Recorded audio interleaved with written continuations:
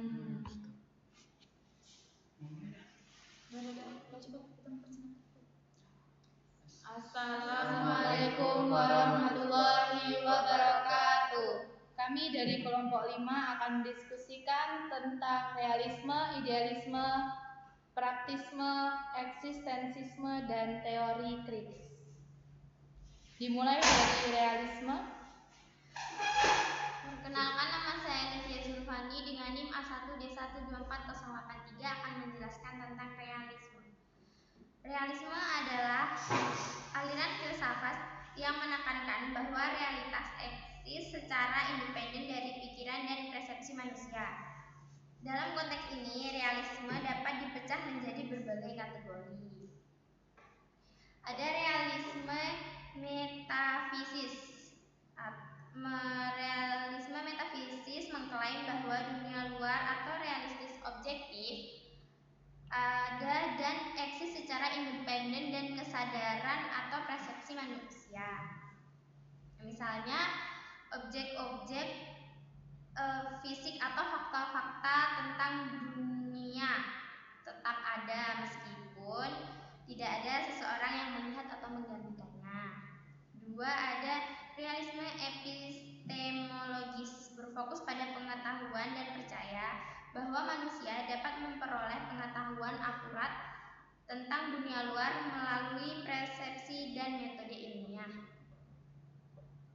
Ketiga, ada realisme moral, berpendapat bahwa nilai-nilai moral dan etika adalah objek dan independen dari keyakinan atau budaya manusia. Dengan kata lain, ada standar moral yang benar dan salah yang tidak bergantung pada opini atau pandangan individu. Yang keempat, ada realisme dalam pendidikan. Dalam konteks pendidikan, realisme menekankan pentingnya pembelajaran tentang fakta-fakta objektif sesuai kenyataan dan hukum-hukum alam. Kurikulum seringkali menekankan disiplin ilmu seperti sains, matematika, dan mempelajari fenomena yang dapat diukur dan diuji. Di secara keseluruhan, realisme menolak relativisme dan idealisme yang menganggap bahwa pengetahuan dan realisme tergantung pada persepsi atau ide-ide individu. Sebaliknya, realisme menegaskan bahwa ada realitas objektif yang dipahami dan dipelajari secara nasional. Realisme berfokus pada penyampaian pengetahuan yang akurat dan relevan dengan realitas, serta menggunakan metode yang sesuai untuk memastikan bahwa siswa benar-benar memahami dan mengerti apa yang dijelaskan oleh guru. Intinya, realisme itu menjelaskan tentang kenyataan fakta-fakta yang ada di lapangan yang sudah diuji secara langsung oleh seseorang. Sekian, terima kasih. Oh, jadi realisme itu jadi itu kayak gimana ya? Realisme itu kenyataan ya, real. Ya, real. Jadi kalau semisal kita tuh mau buat realisme, itu tuh apa aja sih yang kita perlukan buat membuat suatu realisme tadi? Menurut kalian itu gimana?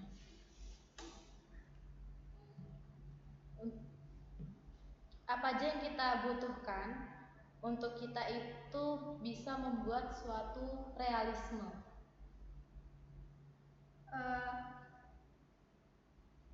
Turun ke lapangan, mengamati objek, lalu diuji.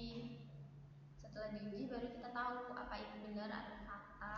Kita cari tahu benar itu fakta, real atau tidaknya. Menurutku itu kalau kalian.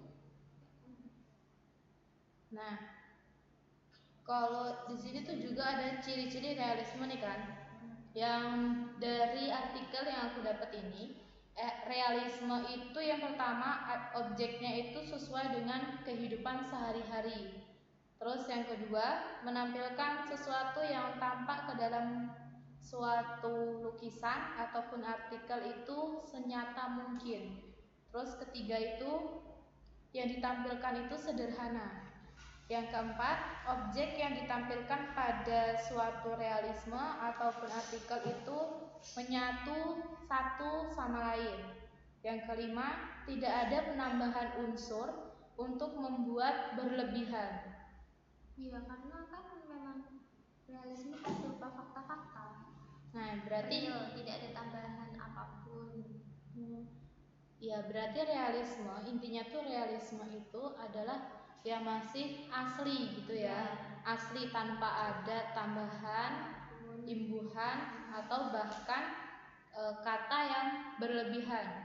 Jadi juga untuk mendapatkan suatu realisme, benar yang dibilang Elisia tadi, kita harus turun ke lapangan, kita tuh harus mengetahui sebenarnya realisme tadi itu atau artikel yang kita dapat itu betul atau tidak, gitu kan? Yang kedua,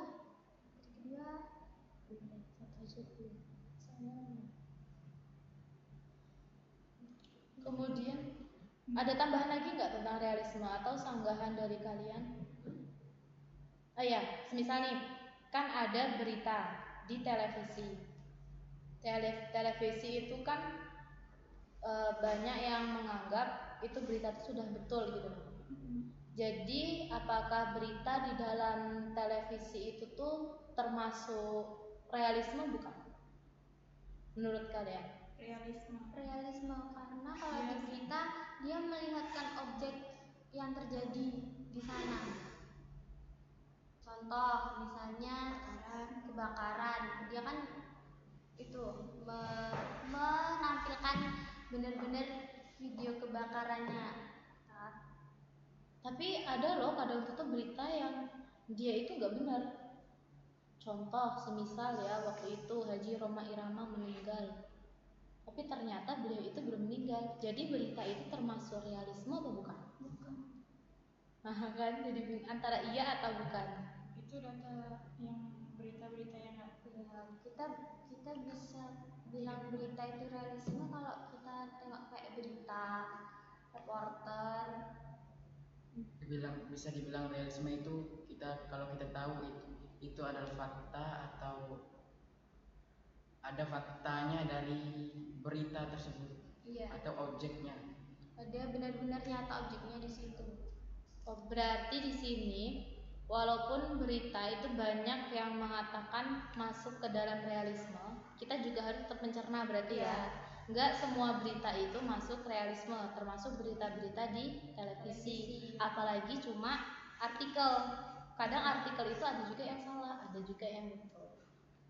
Tentang realisme di kehidupan sehari-hari, menurut kalian itu perlu nggak sih realisme? Perlu. Kenapa? Kenapa ya?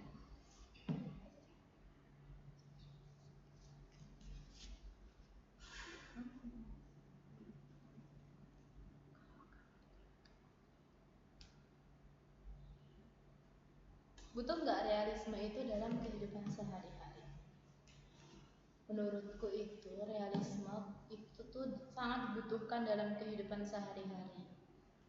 Karena ya emang sih kita tuh hidup itu butuh nggak sih, karena membantu kita untuk menghadapi kenyataan yang rasional dan praktis dengan berfokus pada fakta dan bukti yang ada. Iya betul.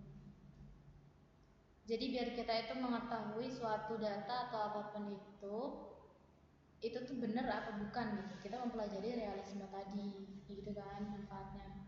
Nah sekarang kita kaitin realisme itu semisal kita menjadi seorang guru. Gimana sih cara kalian mengajarkan tentang realisme atau menerapkan realisme itu kepada siswa kalian? Kita sebagai guru. Menyampaikan pengetahuan yang akurat, relevan, realitas, serta menggunakan metode yang sesuai untuk memastikan bahwa murid benar-benar memahami dan menerapkan apa yang kita sampaikan itu kita ketahui dulu baru kita sampaikan kepada siswa kita. Betul, gitu ya. Harus kita uji dulu itu benar atau tidak, fakta ataukah tidak.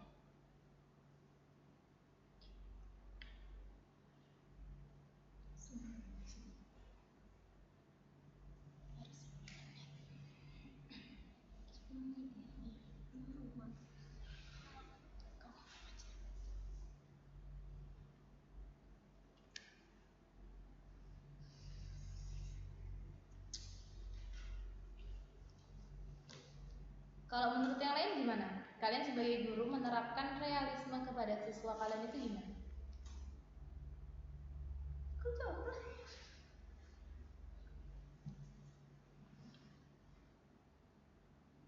Kalau enggak, pentingnya realisme untuk siswa. Penting nggak sih realisme itu untuk siswa kita?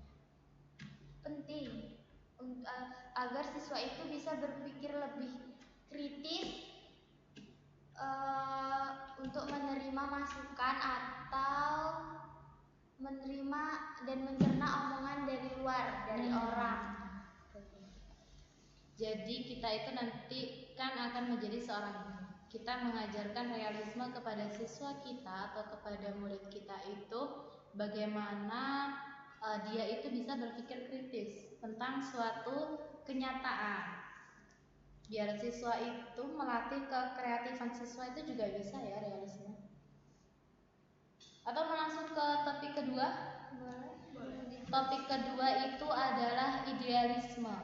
Nah, idealisme ini adalah antonim dari realisme. Kalau realisme tadi tentang kenyataan, idealisme itu lebih mengagungkan jiwa dan juga menganggap pikiran ataupun cita-cita itu adalah sebagai satu-satunya yang benar.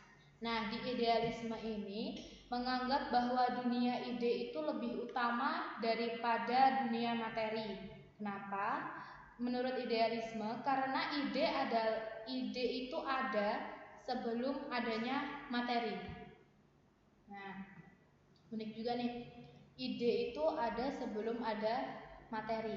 Nah, jadi manfaat kita mempelajari idealisme untuk siswa kita ke depannya itu agar siswa kita itu bisa mengembangkan segala ide-ide yang ada di pikirannya, menjadi agar siswa kita itu bisa melatih kekreatifan mereka. Itu materi tentang idealisme. Jadi menurut kalian gimana nih? Oh, berarti intinya idealisme percaya bahwa ide itu lebih nyata dari materi. Pikiran dan konsep lebih mendasar daripada benda fisik. Kalau menurut aku begitu. Iya. Menurut kalian bagaimana? Berarti idealisme ini mendorong penekanan pada pengembangan ide dan nilai-nilai ya. Nah, iya, benar banget. Itulah idealisme. Berarti idealisme ini apa namanya? Berfokusnya pada pendekatan karakter mungkin atau apa? Kan dia ide-ide. Kalau menurutku lebih ke hayalan gak sih? Kan anak kecil itu kan hayalannya, hayalannya itu kan banyak tuh. Gimana cara kita itu membuat mereka itu bisa mengungkapkan hayalan-hayalan mereka tadi. Nah, agar kita tuh kedepannya itu tidak mengekang apa yang mereka bicarakan, apa yang mereka ungkapkan gitu. Itu idealisme. Karena tidak menutup kemungkinan apapun yang mereka katakan itu salah. Kadang apa yang mereka katakan itu adalah benar gitu loh. Dan selain melatih kekreatifan, ternyata idealisme itu juga bisa melatih gimana mereka itu berani berpendapat ataupun mengungkapkan apa yang mereka pikirkan gitu. Hayalan-hayalan mereka.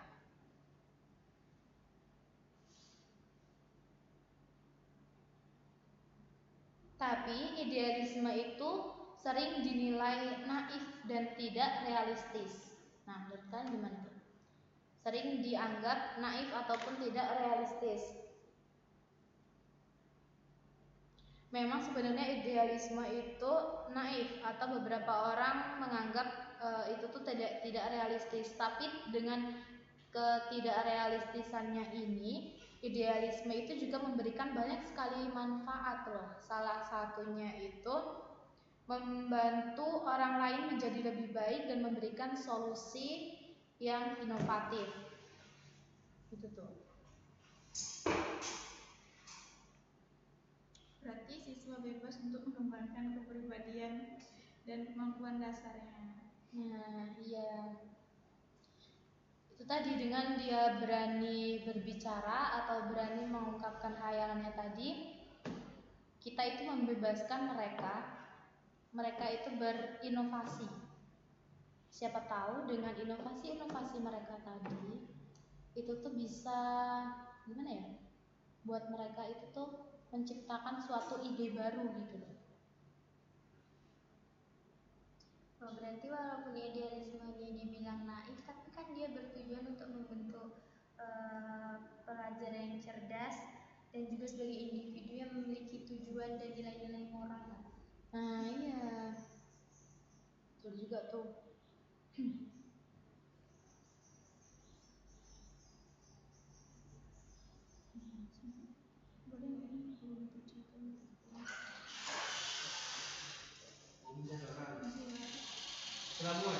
Masih Pak, boleh tugas.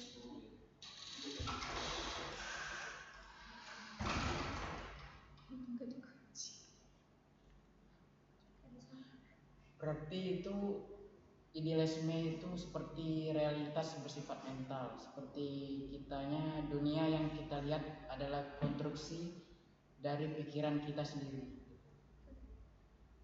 Kalau menurut kalian gimana? Idealisme adalah Bersifat adalah realitas bersifat mental, karena dunia yang kita lihat adalah konstruksi dari pikiran kita sendiri.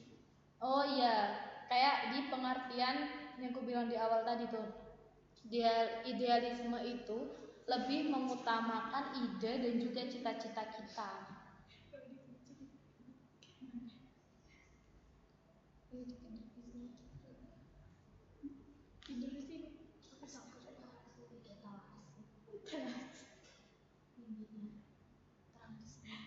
Nah, di sini tuh ada juga yang bilang filsafat pendidikan idealisme memandang bahwa realitas akhir adalah roh, bukan materi, bukan fisik.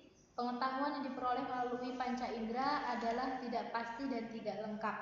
Aliran ini memandang nilai adalah tetap dan tidak berubah, seperti apa yang dikatakan baik, benar, cantik, buruk secara fundamental tidak berubah dari generasi ke generasi.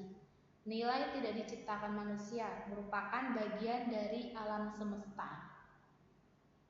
Ini dari slide share tentang idealisme.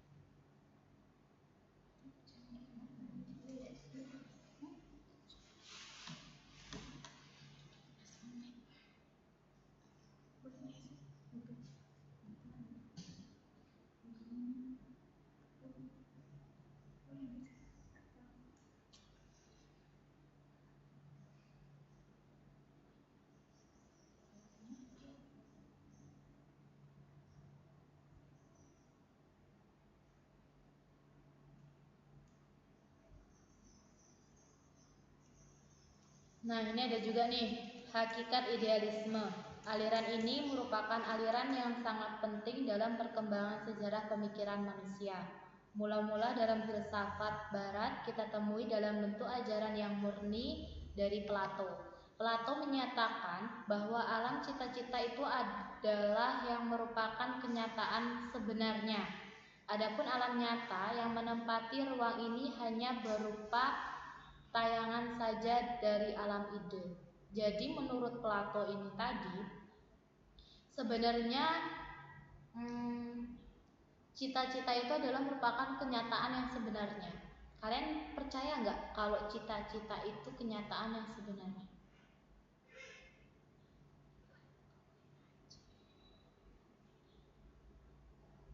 Percaya sih. Kalau menurut aku tuh idealisme itu aliran filsafat yang berpandangan bahwa realitas terbentuk dari ide dan bahwa pikiran atau cita-cita adalah satu-satunya hal yang benar. Idealisme juga dapat diartikan sebagai pemikiran atau keyakinan seorang tentang dunia kita sendiri. Berarti kita ini ya, kita sependapat nih sama si Plato, pernyataan bahwa mimpi ataupun cita-cita itu adalah sebenarnya alam yang nyata bagi kita, gitu kan? Iya.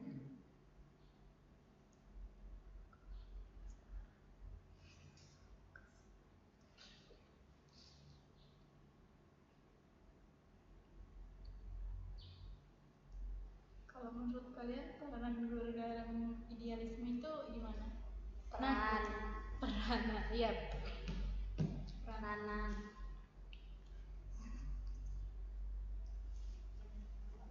Peranan guru dalam idealisme.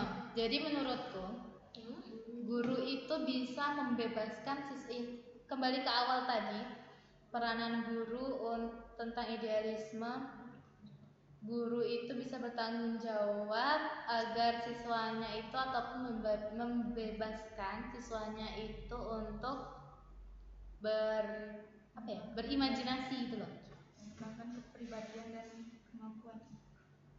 Nah, iya juga mengembangkan apa tadi? Mengembangkan kemampuan dan juga kepribadian. Iya.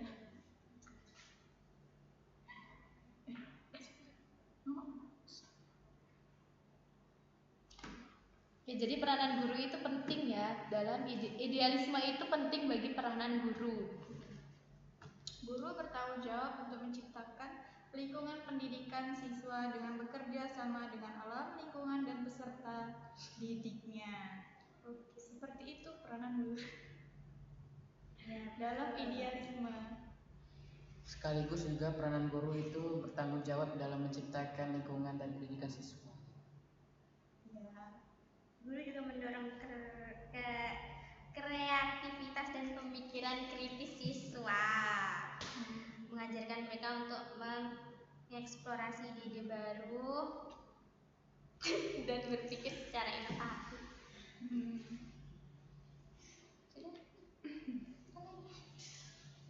Ya, jadi itu adalah idealisme. Intinya idealisme itu adalah tidak nyata ataupun mengutamakan pikiran dan juga cita-cita sebagai satu-satunya hal yang benar, ya kan? Tadi peranan guru untuk idealisme tadi juga ada disebutkan. Jadi kayaknya udah paham ya idealisme ya. Kita lanjut ke topik selanjutnya. Apa itu? Praktisme. Jadi praktisme adalah, di sini saya akan menjelaskan apa itu praktisme dalam pendidikan filsafat.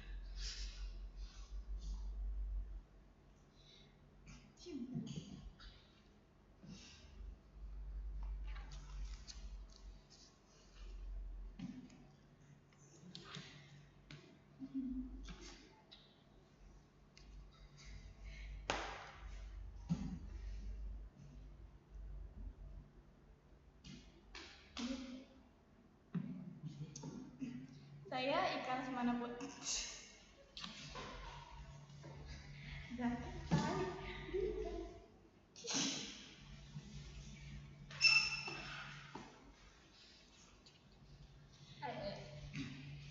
Jadi saya Ika Lesmana Putri dengan NIM A1D1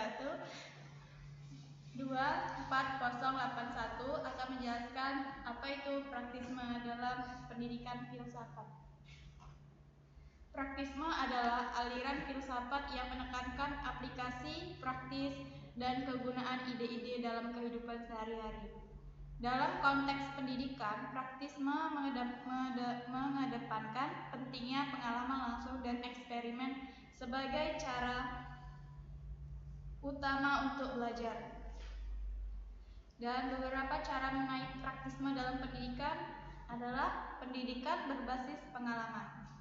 Praktisme menekankan pembelajaran melalui pengalaman secara langsung. Siswa diajak aktif untuk berpartisipasi dalam kegiatan yang relevan dengan dunia nyata dan memecahkan masalah yang nyata. Selanjutnya adalah tujuan praktisme. Pendidikan dilihat sebagai alat untuk mempersiapkan siswa menghadapi tantangan kehidupan nyata. Fokusnya adalah keterampilan praktisme untuk dan pengetahuan yang dapat diterapkan secara langsung. Selanjutnya, keterlibatan siswa dalam pendekatan praktisme. Siswa dilibatkan secara aktif dalam proses belajar, termasuk dalam perencanaan dan refleksi terhadap pengalaman mereka. Pendekatan ini sering dikaitkan dengan yang menekankan pentingnya pendidikan sebagai proses yang dinamis dan interaktif, dengan fokus pada pengembangan keterampilan praktis dan pemecahan masalah.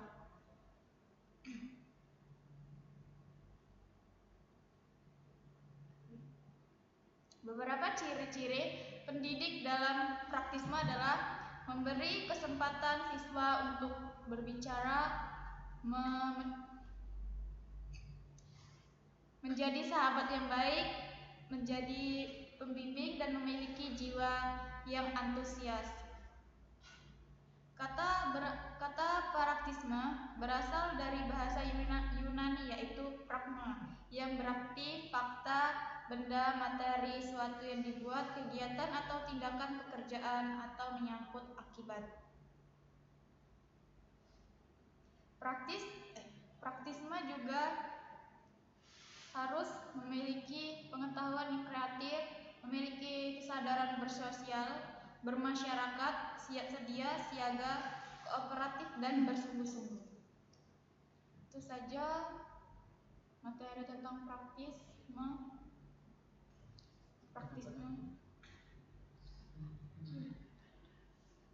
Jadi bagaimana pendapat kalian tentang praktisme itu dalam pendidikan filsafat?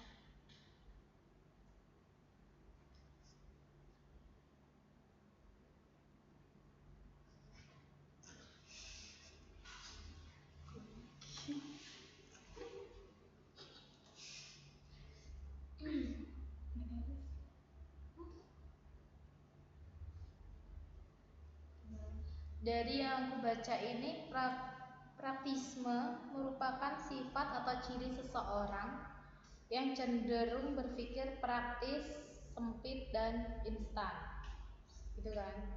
Orang yang punya sifat pragmatisme ini menginginkan segala sesuatu yang dikerjakannya atau yang diharapkan ingin segera tercapai, tanpa mau berpikir panjang dan tanpa melalui proses yang lama. Gitu ya kalau pragmatisme. Berarti intinya orang yang memiliki pemikiran pragmatisme itu praktisme ya. Tidak bertele-tele atau dia itu maunya semua yang instan. Ya, maunya tuh instan semuanya, yang praktis. Jadi tuh sebenarnya pragmatisme itu gimana sih cara ngolah kita? Kok bisa ada pembelajaran pragmatisme di filsafat ini? Kan gimana ya? Filsafat itu kan pemikirannya kayaknya jauh tuh kan. Sedangkan pragmatisme itu sempit gitu loh pemikirannya atau instan. Apa sih fungsi pragmatisme gitu loh menurut kalian? Fungsinya itu memperlibatkan keterampilan aktif siswa agar dia memiliki jiwa yang antusias dan pemikiran terbuka, kreatif, dan memiliki kesadaran sosial.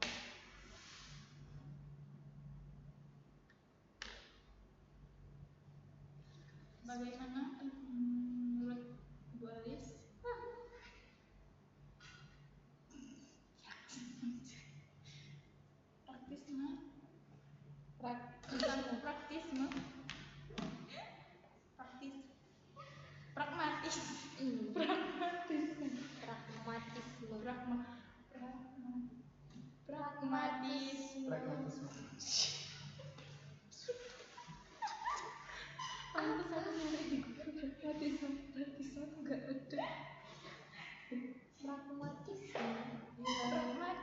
Jadi itu materi pragmatisme bukan praktisme.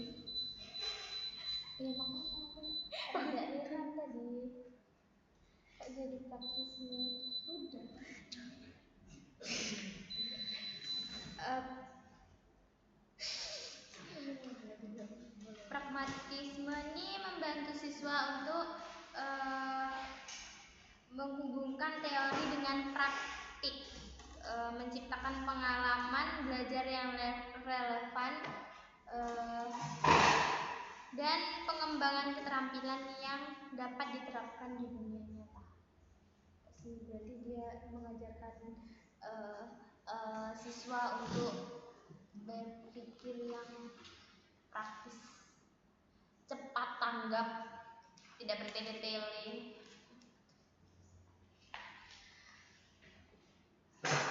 Baru 31 menit. Sampai jam berapa? Pragmatisme. Tadi kayaknya salah gitu.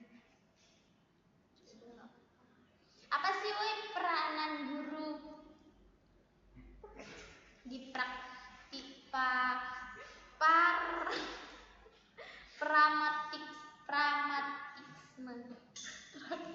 pragmatisme ya, agak susah ya. Apa peranan guru? Coba Gimana Zaki? coba ayo. Apa pendapat kalian tentang peranan guru? Kan menjadi guru Silakan kan? pendapatnya Zaki. Apa sih peranan guru untuk siswa?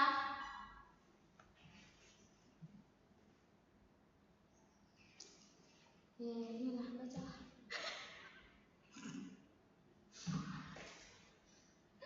Apa boy? Ayo. Jadi dulu harus berpikir cepat tanggap yuk. Bentar lagi mencerna. Gimana ya, aku tuh lagi nyerna kayak pragmatisme kan katanya tadi tuh instan toh. Katanya tuh instan, praktis, sempit. Nah itu tuh manfaatnya sebenarnya tuh apa gitu loh buat kita jadi guru ke depannya tuh apa gitu. Tidak bertele-tele, bisa berpikirnya tuh cepat. Mungkin. Oh jadi tuh kita sebagai Kesalahan lagi. Saya nggak usah disebut. Ya udah nggak apa-apa, nggak enak tuh. Nggak apa-apa Pak, bentar kesalahan. ya Allah panas doang. Oh minta lagi. Bapak itu yang cuman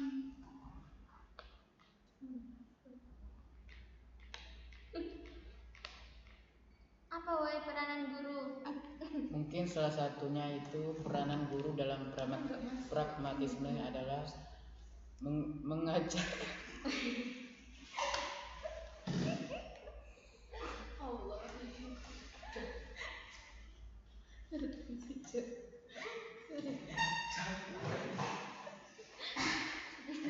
Buruan ya. Kepanggil. Masih 3 apa banyak. ya udah.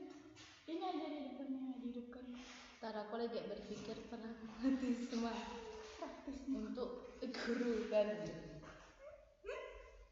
Berarti dari tadi salah dong ngomongnya.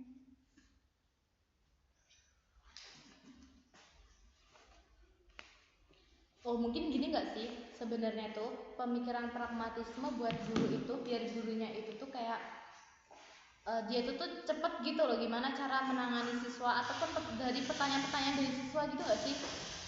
Misal nih ya aku gurunya, kamu nanya kamu murid apa tuh namanya pragmatisme ini penting buatku untuk gimana sih cara aku tuh berpikir praktis dengan pertanyaan-pertanyaan yang kadang itu di luar nalar untuk kita gitu nggak? Iya, Kan ada tuh kayak anak kecil kan mestinya tuh pengen banyak tahu apalagi kita kan calon guru SD ini ya kan sekolah dasar yang dimana pemikiran anak-anak itu masih bisa dibilang labil kan ya. Mesti tuh segala sesuatu yang dia pengen tahu dia itu tanyakan sama kita karena kita itu sebagai gurunya. Nah pemikiran pragmatisme tadi biar kita itu tuh gimana ya melatih kita tuh biar bisa menjawab semua pertanyaan-pertanyaan mereka gitu nggak biar kita itu berpikir praktis gitu loh. Iya benar.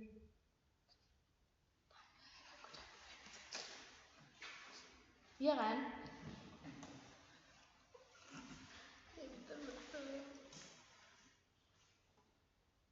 Ya, berarti untuk membantu siswa memecahkan masalah yang dia tanyakan kepada kita. Oke, itu aja. Oke, siap. Masih sip.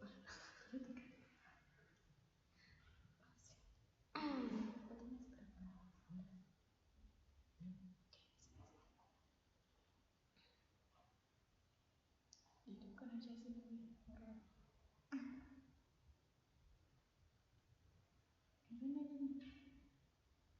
Kenapa pragmatisme penting dalam untuk siswa?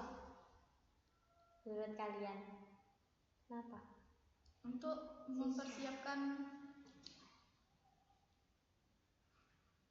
siswa menghadapi tantangan kehidupan nyata. Fokusnya adalah keterampilan praktis dan pengetahuan yang diterapkan secara langsung. Artinya penting untuk dia menghadapi kehidupan nyata gitu.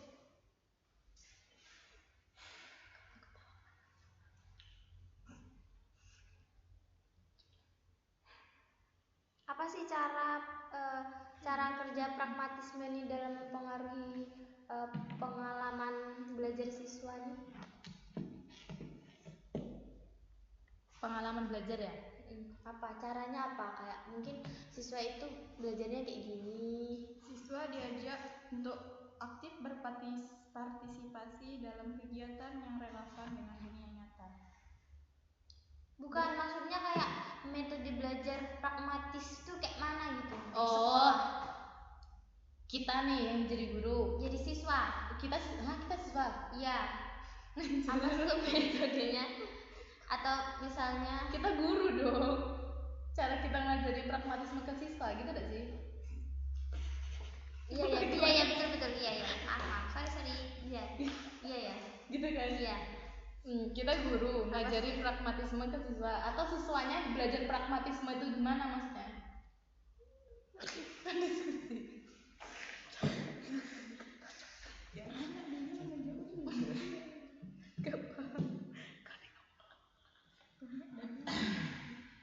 Oke, kita coba pecahin dari kedua sisi tadi. Kita sebagai guru, cara mengajarkan pragmatisme itu gimana, dan kita sebagai siswa memahami atau mempraktekkan pragmatisme itu gimana. Kita sebagai guru dulu nih, ngajarin pragmatisme atau mengamalkan pragmatisme untuk siswa kita nanti. Gimana?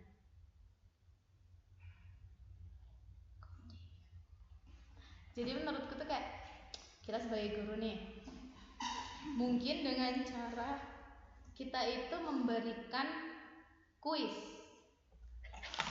yang emang tuh jawabannya itu penalaran untuk siswa. Jadi nantinya siswanya itu bisa berpikir praktis gitu loh, bisa berpikir secara cepat, instan. Ada yang bisa nyontohin nggak kuisnya itu apa?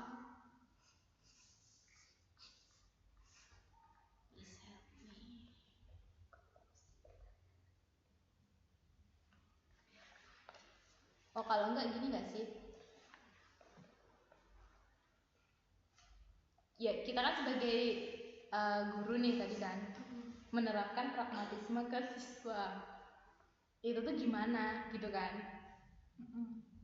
Ya. Itu gimana caranya? Gimana caranya? Biar kita itu menerapkan pragmatisme yang instan. Itu tadi nggak sih? Benar. Nggak bisa instan, harus bertahap. Instannya nggak usah dibahas. Tapi masih di sini.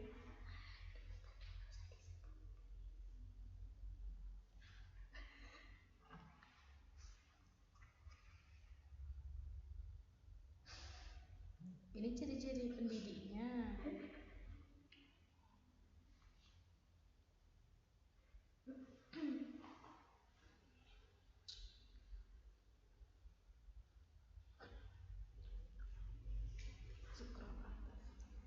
Oh, ini kan ada kan nih kayak pendidikan berbasis pengalaman. Pragmatisme menekankan pembelajaran melalui pengalaman langsung. Siswa diajak untuk aktif berpartisipasi dalam kegiatan yang relevan dengan dunia nyata dan memecahkan masalah yang nyata. Berarti menurut pendapatku pakai kuis tadi belum tepat, ya kan? Ini kan kayak Di situ tulisannya berbasis apa? berbasis kayak dia tuh ini kayak harus berpartisipasi dalam kegiatan relevan dengan dunia nyata, gitu loh. Dengan dunia nyata dan memecahkan masalah yang nyata. Jadi kayak dia mengerjakan proyek.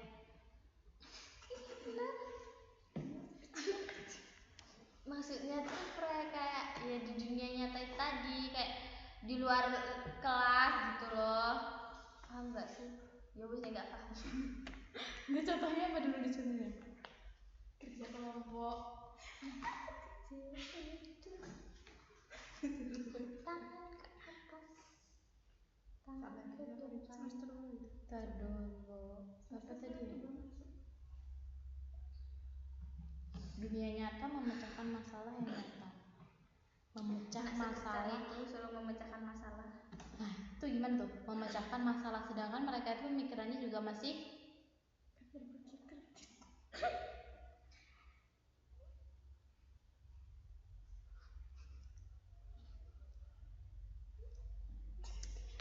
Itu nggak sih dia Gimana tuh sih, Zak, di lingkungan tuh kayak dia biar dia tahu apa sih kelebihan dia, apa sih apanya ininya, minat bakat dia di luar. Kan nggak harus belajar kan, contoh ekstrakurikuler tuh. Betul. Iya, terus Bukan. ya jangan setengah-setengah. Karena ketawa tuh jadi lupa sama.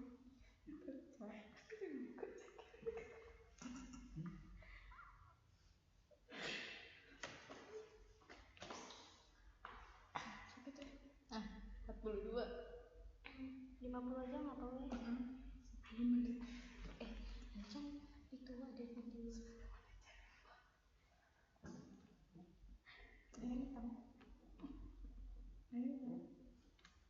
Masih ada satu topik nggak sih? Masih banyak, 2. Habis.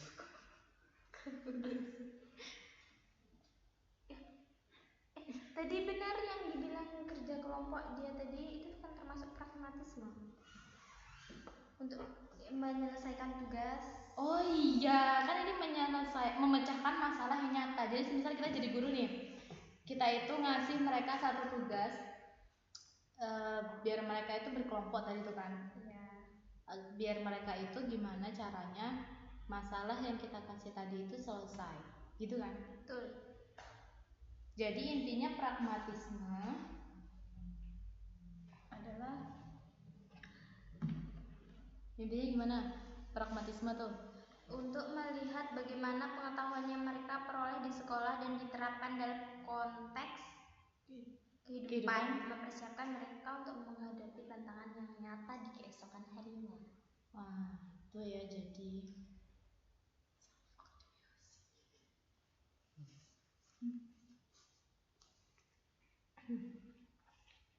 Oke, kayaknya kita lanjut ke materi selanjutnya nggak sih? Tadi kan pragmatisme udah paham nih. Kita udah paham dari realisme, idealisme, pragmatisme. Masih ada berapa materi? 2 atau 1? 2. Oh iya, masih ada satu lagi materi yaitu tentang eksistensialisme. Coba Zaki gimana sih menurut jelasin Zaki eksistensialisme itu gimana? Oke, saya akan menjelaskan tentang eksistensialisme dengan nama saya Muhammad Zaki Ekri dengan NIM A1D12402. Eksistensialisme adalah aliran filsafat yang menekankan pada manusia sebagai makhluk yang harus bereksistensi.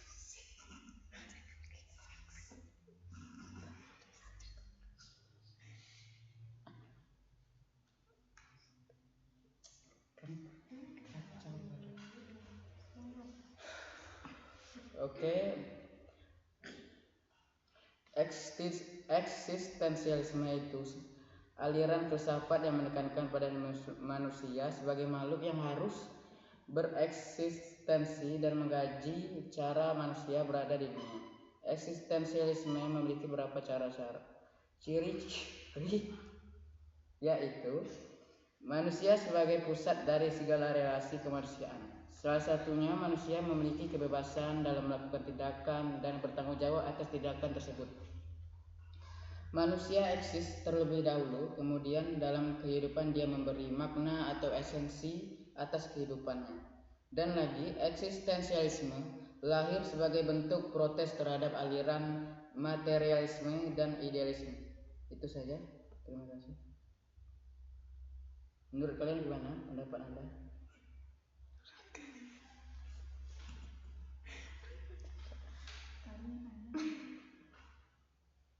Eksistensialisme ini bukan membebaskan murid untuk memilih inti dari Ya, betul. Jadi aku mau bertanya saja. Eksistensialisme ini berfokus pada apa prinsip utamanya? Prinsip utama eksistensialisme apa? Prinsip utama. Ya betul. Apa sih prinsip utama dari eksistensialisme?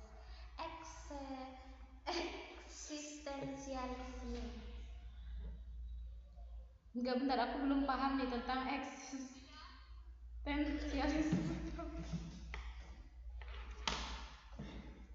Dari yang aku baca itu ya, eksistensialisme adalah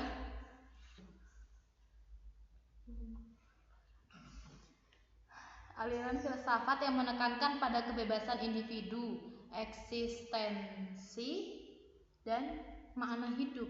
Jadi eksistensialisme ini nih ibaratnya kayak apa ya, membebaskan kehidupan individu itu gimana maksudnya?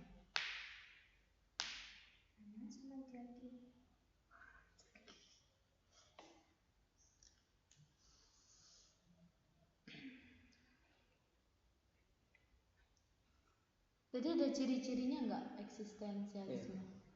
Saya bertanya prinsip utamanya loh. Pengertiannya belum paham. Jadi gimana menurutmu eksistensialisme ini gimana? Coba buat aku tuh paham gitu loh, kayak tentang eksistensialisme. Aku masih kurang paham dengan kebebasan individu. Jadi apa teori eksistensialisme itu tuh membebaskan kita berpendapat atau membebaskan kita untuk apa gitu loh? Sebelum kita masuk ke apa tadi? Betul itu. Eksistensialisme itu manusia yang memiliki kebebasan dalam melakukan tindakan dan bertanggung jawab atas tindakan tersebut. Karena manusia itu mengeluarkan pendapatnya. Dia bebas menentukan tujuan hidup dia. Dia mau ngapain? Dia mau kemana? Contoh, kita nih dulu SMA. Kita mau kemana sih? Kan kita bebas nih. Kita mau pilih kemana? Kita mau pilih jurusan apa nih kuliah? Bebas kan? Nah itu termasuk tuh. Termasuk dari eksistensialisme. Yes, karena kebebasan tujuan hidup. Sudah paham? Ya paham. Berarti intinya eksistensialisme itu adalah kebebasan, tapi kita harus mempertanggungjawabkan apa yang kita lakukan, apa yang kita pilih. Apa yang kita pilih tadi ya kan. Misal nih kita pilih PGSD, ya kita harus selesai. Ya harus bertanggung jawab, harus selesai sampai akhir. Alhamdulillah menjadi guru dan sampai menjadi guru yang baik. Ayo jawablah pertanyaanku, apa prinsip utamanya? Aku penasaran nih, apa sih prinsipnya? Eksistensialisme tadi ya. Prinsip utamanya.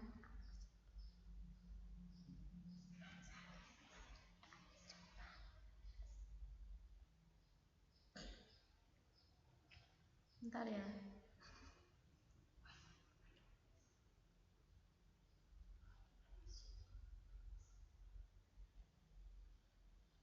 Prinsip.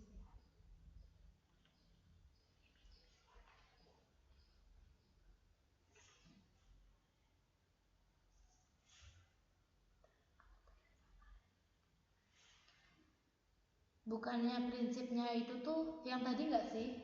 Kita memilih kebebasan, cuma kita tuh harus mempertanggungjawabkan dari pilihan yang kita pilih tadi, iya nggak? Atau kurang tepat menurut kalian? Tentang eksistensialisme tadi. Kalau menurutku itu sih prinsipnya itu tuh emang bebas, emang kita tuh dibebaskan. Tapi kita tuh harus mempertanggungjawabkan dengan pilihan yang kita pilih. Gitu. Kalau menurut kalian gimana prinsipnya tadi? Menurutku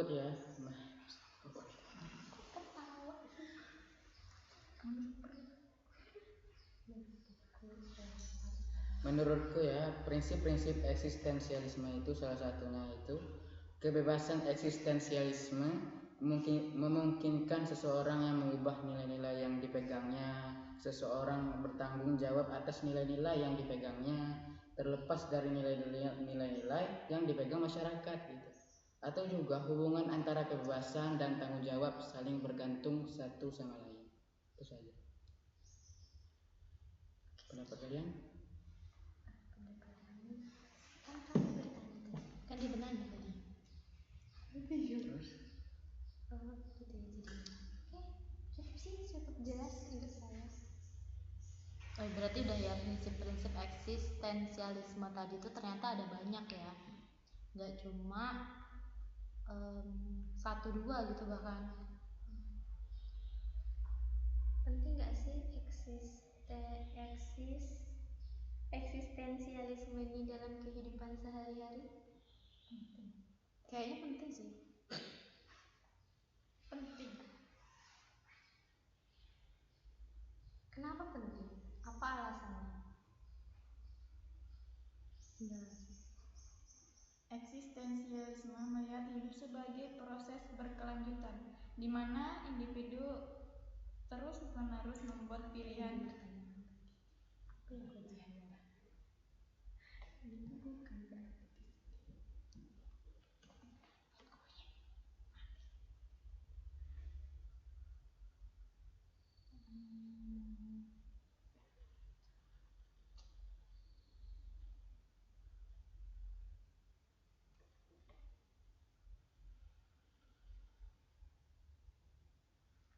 Apa tadi juga pertanyaannya?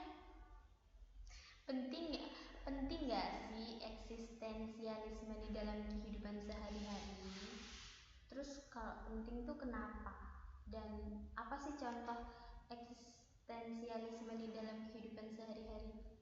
Menurutku itu penting ya.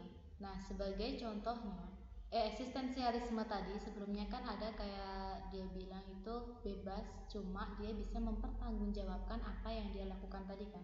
Semisal kita dalam suatu pekerjaan. Nah, gimana sih cara kita itu untuk bertanggung jawab dalam suatu pekerjaan tadi? Semisal kita tidak mempelajari tentang eksistensialisme tadi, tentunya kita itu jadi orang yang nggak bertanggung jawab soal pekerjaan tadi. Nah, jadi dengan belajar eksistensialisme tadi itu mengajarkan kita gimana sih kita ini bertanggung jawab dengan apa yang kita pegang ataupun apa yang kita inginkan tadi. Itu contohnya dalam kehidupan sehari-hari kalau menurutku.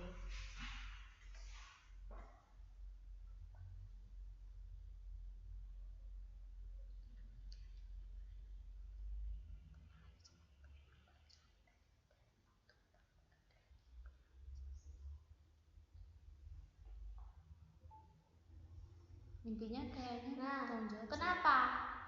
Ada nggak ini kan tentang itu kan. Nah, ada nggak sih apa sih pentingnya mempelajari itu untuk siswa dan guru? Kenapa harus dipelajari? Kita ini kan menjadi guru, kita kan mempelajari tentang eksistensialisme nih. Kenapa sih kita harus mempelajari itu? Tadi sudah bertanya. Oke, jadi tadi kita diposisikan di 2 posisi lagi, guru sama kita siswa. Sebagai guru, tadi intinya masih dengan tentang tanggung jawab. Gimana kita itu bertanggung jawab kepada seluruh siswa kita. Kalau kita tidak belajar tentang eksistensialisme, kalau anak orang kita urusin, kita pun kayak nggak mau sebenarnya kan. Cuma kan tadi kita pembelajaran tentang tanggung jawab. Tanggung jawab kita adalah sebagai guru. Gimana guru itu bisa membimbing siswa kita, mengarahkan siswa kita, itu tadi termasuk adalah tanggung jawab kita sebagai guru. Nah, kita sebagai guru juga, karena sudah mempelajari tentang eksistensialisme tadi, kita itu harus mempertanggungjawabkan dua hal tersebut. Nah, kemudian kalau semisal kita di posisi siswa, ada nggak pendapat dulu dari kalian nih? Kan kita masih siswa juga nih. Maha tapi Ya, Maha itu nggak sih sama aja kayak bertanggung jawab nggak sih? Kayak bertanggung jawab mengerjakan tugas yang diberikan oleh guru mungkin. dosen. Siswa tapi dari siswa tapi. Oh iya, siswa ya. Kita sudah masuk. Ya nggak apa-apa dari dosen atau guru Sama aja ya. sama aja kan. Sama-sama pendidik. Itu sih menurut aku, menurut yang lain.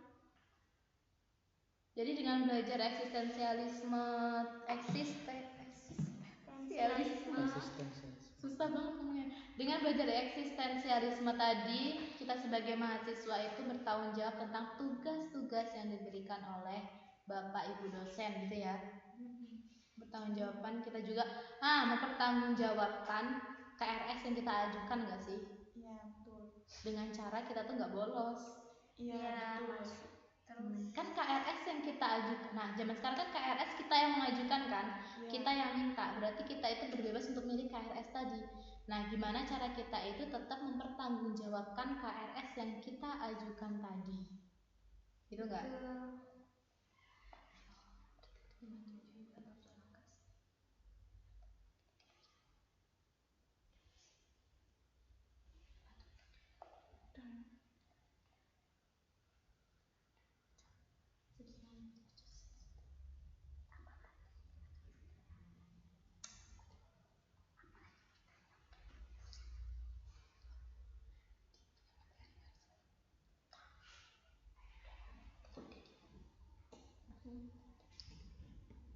cukup nggak sih guys?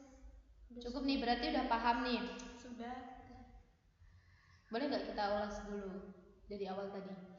Realisme itu tentang intinya itu adalah kenyataan, fakta, tidak ditambah-tambahi, itu realisme. Sedangkan idealisme itu adalah sesuatu yang berasal atau yang diutamakan itu adalah ide dan juga cita-cita. Karena menurut idealisme itu ide itu ada sebelum adanya materi, yaitu idealisme. Kemudian yang ketiga itu pragmatisme.